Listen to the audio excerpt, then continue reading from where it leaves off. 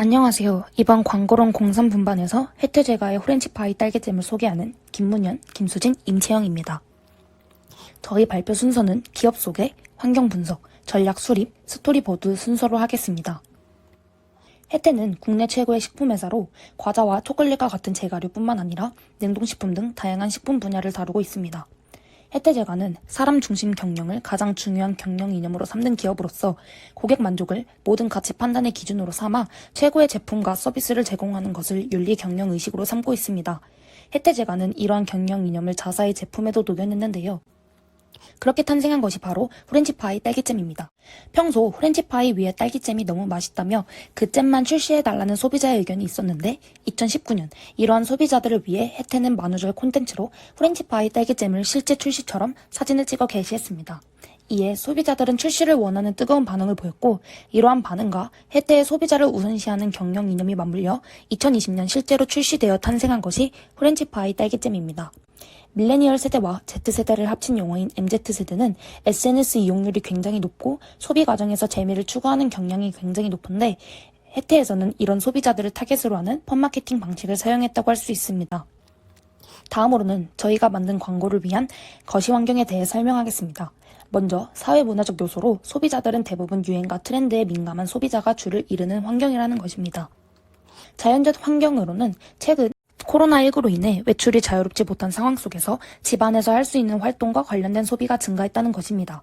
집에서 잼으로 여러 디저트를 만드는 활동으로 이루어질 수 있는 호렌지파이 잼의 출시는 효과적일 것으로 예상됩니다.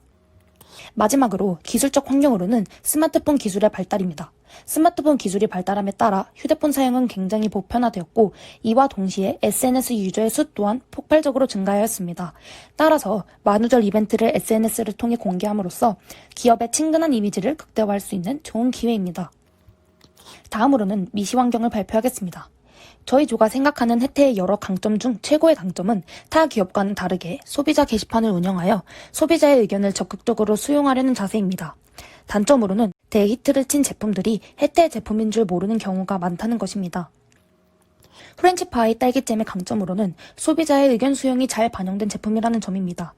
이 제품을 통해 소비자의 말을 잘 듣는 기업, 즉 소비자와 원활하게 소통하는 기업이라는 이미지를 형성할 수 있습니다.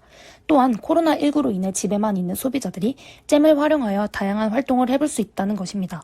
그러나 잼을 잼 전문 기업에서 만든 것이 아닌 일반 제과 제품 기업에서 만든 것이기 때문에 잼 자체의 전문성이 좀 떨어져 보일 수 있다는 것입니다. 혜태의 경쟁사의 약점과 강점을 조사해 보았는데요. 보금자리는 딸기잼의 선도자 브랜드라는 강점을 갖고 있으나 TV 광고를 활발하게 하지 않아서 고객 충성도 유지가 힘들다는 약점을 갖고 있습니다. 마지막으로 미시 환경 중 소비자에 대한 부분입니다. 저희는 소비자에게 직접 설문조사를 실시하였는데요. 총 103명이 응답하였고 설문 결과 여성이 80%, 20대가 86%, 선호하는 광고 매체가 유튜브와 SNS라는 응답을 받았습니다. 또한 저희의 설문조사 결과에는 호렌지파이 잼에 대한 관심도가 다소 높지 않았는데 이를 높이는 것을 저희의 광고 목표로 삼았습니다. 다음으로는 혜태 제과의 수업 분석입니다. 앞서 말했듯 저희가 생각하는 혜태의 최고의 강점은 소비자 게시판뿐만 아니라 SNS 상의 반응까지도 살펴 고객의 의견을 수용하려는 자세가 높다는 것입니다. 반면 약점은 제과업 중에서 부채 비율이 가장 높은 기업이며 새로운 시장 진출보다는 안정적인 내수 시장을 노린다는 회사 방침을 가진 기업이라는 점입니다.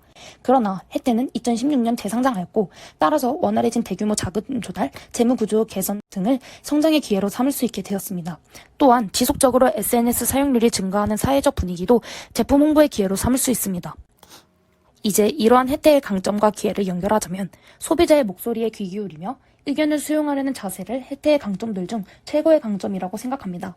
이러한 강점은 혜태가 재상장을 한 뒤 대규모 자금 조달이 가능해지면서 소비자들의 니즈를 더욱더 충족시킬 수 있는 환경으로 변화시켰습니다.